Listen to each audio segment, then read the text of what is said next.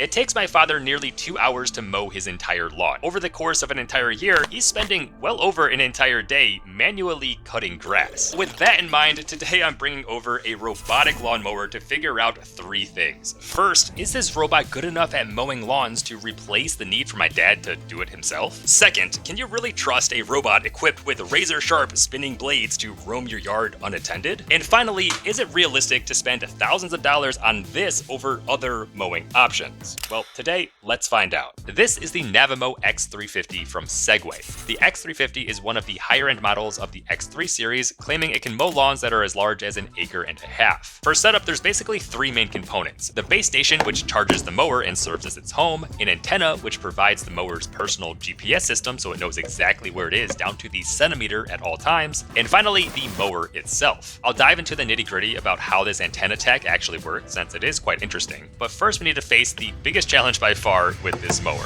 where to physically place the base station. Again, this is where the mower lives essentially, so it has to be outside somewhere between your house and the boundary of your yard, ideally on a relatively flat section of ground. But it also has to be placed near an outdoor power outlet since it does need power. Thankfully, a very lengthy extension cable is provided, which does help a bit, but also those power cables can't run anywhere you actually want the mower to cut the grass, since razor blades and wires don't mix nicely. But with that challenge out of the way, I was honestly not prepared for just how cool this next step in the process was. To map out the perimeter of your yard so the mower knows where to cut, you literally control the robot with your phone, driving it like an RC car around the boundary of your lawn. The controls are straight out of a video game, and this was legitimately a really cool experience. The built-in cameras on the mower can also detect edges like a driveway or a sidewalk, and then automatically follow those to draw a way straighter line than I could drive with the phone. And that also felt pretty magical. I did find myself messing up the boundary lines a few times, which is kind of easy to do, but check out how cool this undo feature is. To erase your mistake, the mower quite literally reverses its actions to physically track back along your initial boundary line. This might actually be my favorite undo feature that I've ever seen in anything ever. But alright, with the entirety of the lawn mapped out into a couple of different zones, it's time for the true test. How well can a robot actually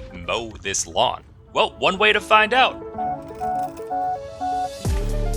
Would you look at that, it's actually cutting grass. That's a good sign. My honest first reaction was noticing how much smaller in diameter the blades are in this compared to what I'm used to seeing with like a traditional mower. But that said, what this may lack in raw blade size, it more than makes up for with persistence. Like the little engine that could, this thing just keeps going and going and going. I'm sure most first-time robotic lawnmower owners do this, but it was really funny how my dad and I just found ourselves standing there staring at this thing as it went on and on and on. We did this for hours on end. Over time, it did a very decent job at both cutting the grass and staying within the mapped boundaries. This was the lawn's first cut of the year, and so it took it from like 3 to 5 inches of grass down to 2 inches, which also is adjustable inside of the app. Now, the speed that this cuts is certainly slower than a traditional mower, but I'm not actually sure that matters, since the fact is you don't have to be standing there to actively mow it. That's like the main benefit of having a robot do it, right? And so while it was cutting, we could go inside and eat dinner. Honestly, we would forget that it was even mowing. When I went back to check on the mower a bit later, it had actually automatically returned home to recharge, which it appears to do whenever it gets below 15%, and then when it gets above 95%, it just resumes the cut where it left off. And honestly, I'm glad that this moves at the speed that it does, because even at the fastest of its 3 speeds,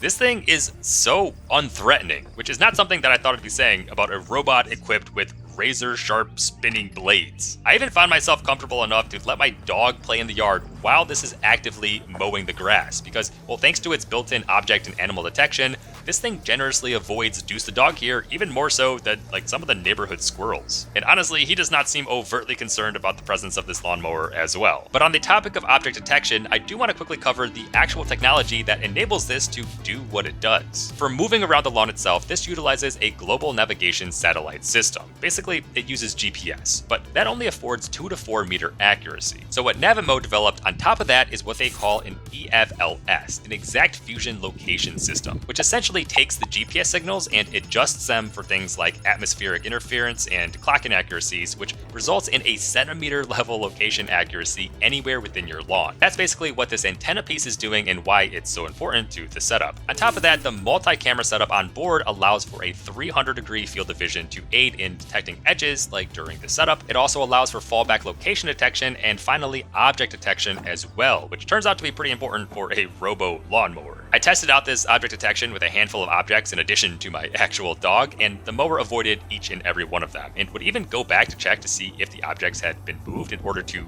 mow the grass beneath it. Which is cool that it had remembered that it hadn't mowed those sections yet. Navimo calls this vision fence, and they've trained the X3 series to recognize hundreds of unique objects, even hanging ones that aren't on the ground, like drying laundry, for example. Like I said earlier, I do completely trust this to not run over my dog, and that extends to toys or tools left in the yard as well. And speaking of trust, the very first question my mom asked when seeing this was, I quote, "Can't someone just walk up and steal it?" Which honestly is a totally fair question, since it's just free roaming around the lawn. But as it turns out, if someone tries to pick this up to steal it, an alarm does go off until a security code is entered onto the mower. That's right, we have an auto alarm sounding robo lawnmower before we have GTA 6. This same alarm also goes off if the mower ever leaves like a geo-fenced area around your lawn, and for both of these cases, you'd also receive a notification from the app on your phone. All of this does make me feel comfortable enough to keep the mower running at night, which it can very capably do thanks to this built-in headlight. Like, imagine the idea of going to bed with an unkept lawn and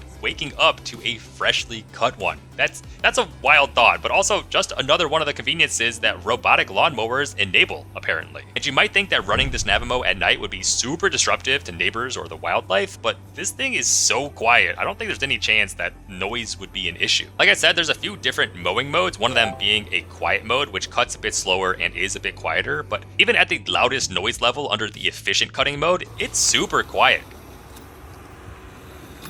Throughout the day of it mowing, I was also curious how it would handle some of the steeper slopes like in the backyard and the bank here next to the road, but those honestly never proved to be an issue. This Navimo X3 series is apparently the first set of robotic lawnmowers equipped with off-road vehicle-grade traction control, which is also pretty cool. Speaking of cool, I should mention that you can actually use that remote control phone feature to cut the lawn as well. Similar to how we set up those initial boundaries, you can just use your phone to control this while it's cutting grass and have it go wherever you want. I did try cutting a smiley face in the grass, but please don't judge me. I'm not a professional lawnmower artist by any means. Pretty hilarious that you can do this at all though, and quite fun, although I'm not entirely sure how practical it is on a normal basis. At the end of the day though, I am very impressed by how this tackled the lawn, and my dad was telling me he's already thinking about how to use this to keep his grass cut while he's out of town during his next golf trip. So at this point, let's talk about the price for a hot second, because this particular model, the Navimo X350, retails for just under $3,500. They do have an entire lineup with varying levels of pricing based on acreage coverage, but at this price point, $3,500, how does that compare to other lawn mowing options? Well, if you walk into Home Depot right now, you should be able to find a kind of like a basic tier gas-powered riding lawnmower for around $2,500 or so, and at the time of filming, John Deere's most rated tractor on their site costs around $3,700 on sale. So relative to those options, the Navimo X350 is not obscenely expensive. In fact, it's in the ballpark. Now, you might be thinking that, yeah, you can always just go and grab a push mower for a few $100s or so, but both the push and the riding mowers still require you to do the work yourself. To avoid that responsibility, a typical lawn mowing service can cost roughly $150 a month, depending on where you live. So if you need to have it cut all year round, that's $1,800 per year. Now, at this point, I can't speak to the maintenance requirements for one of these Navimo robo lawnmowers, although I do like how you're able to measure the expected lifespan of particular components of it within the app. Ultimately, the way that I see it is that if you're someone that doesn't want to do lawn maintenance yourself, this is a pretty enticing option over buying a traditional lawnmower or hiring a service. I have been legitimately impressed by this, particularly its ability to be so self-sufficient. You can schedule mowing so it happens whenever you want. It'll manage its own battery life. It'll make adjustments for the weather. That's right, if it rains or snows, it'll return home until it's clear again. It'll avoid objects and animals. It'll run while you're traveling. It'll run while you're sleeping. I honestly can't believe I'm getting this excited over a lawnmower, but it's just cool and it works. what more can you ask for? Like I said earlier, my biggest issue with this is not knowing exactly what an optimal base station and antenna setup looks like in my yard. So if you're considering getting this, I would highly recommend looking at your space and mentally planning out a flat spot that importantly has access to power for your mower to live. It's definitely worth figuring out ahead of time to save yourself a potential headache. But once you figure it out, this thing is awesome. I'm honestly excited to have this run all summer long. It's also really funny to see how people react to it. It definitely turns some heads. I will leave some information about the entire Navimo lineup in the description down below in case you want to learn more. But with that, I've been Mr. Yeaster, your tech tinkerer, and I will catch you in the next one. Thanks so much for watching. Aw, yeah.